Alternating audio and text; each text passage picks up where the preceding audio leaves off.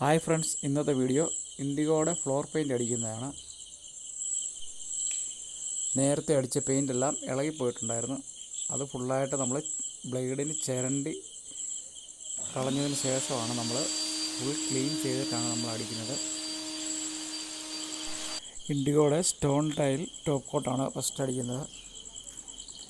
ഇത് നമ്മൾ 1 litre stone top കോട്ടിൽ 1 litre ടർപ്പൻ ചേർത്താണ് മിക്സ് ചെയ്തിട്ടാണ് അടിക്കുന്നത്. ഫ്ലോറിലെ പെയിൻറ്റ് മൊത്തം ഇളകിപ്പോയായിരുന്നു. അത് ഫുള്ളായിട്ട് നമ്മൾ ചിരണ്ടി എടുത്തതിന് ശേഷമാണ് നമ്മൾ ഇത് അടിക്കുന്നത്. ചിരണ്ടി എടുത്ത് ഫ്ലോർ നല്ലപോലെ ക്ലീൻ ചെയ്ത് കഴിഞ്ഞതിന് ശേഷമാണ് നമ്മൾ ഈ ടോപ്പ് കോട്ട് അടിക്കുന്നത്. ഉള്ളിക്ക് നന്നായി ഫുള്ള് ചീകി എടുത്തതാണ്.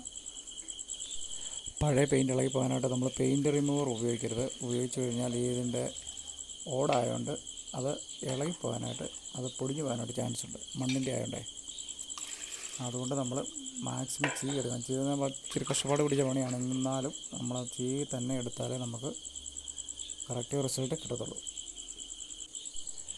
ഒരു കോട്ട് ടോപ്പ് കോട്ട് അടിച്ചതിന് ശേഷം ഒരു 12 മണിക്കൂറെങ്കിലും നമ്മളത് ഉണങ്ങാനായിട്ട് സമയം കൊടുക്കണം. അത് കഴിഞ്ഞതിന് ശേഷം ഇൻഡിഗോയുടെ ഫ്ലോർ കോട്ട് ഫസ്റ്റ് കോട്ട് കൊടുക്കണം. അത് ഒരു 4 മണിക്കൂറോളം ഉണങ്ങാൻ ടൈം എടുത്ത് കൊടുത്തതിന് ശേഷം മാത്രമേ സെക്കൻഡ് കോട്ട് അടിക്കാവൂ. വീഡിയോ ഇഷ്ടപ്പെടുകയാണെങ്കിൽ എല്ലാവരും ഒന്ന് സപ്പോർട്ട് ചെയ്തതാണ്.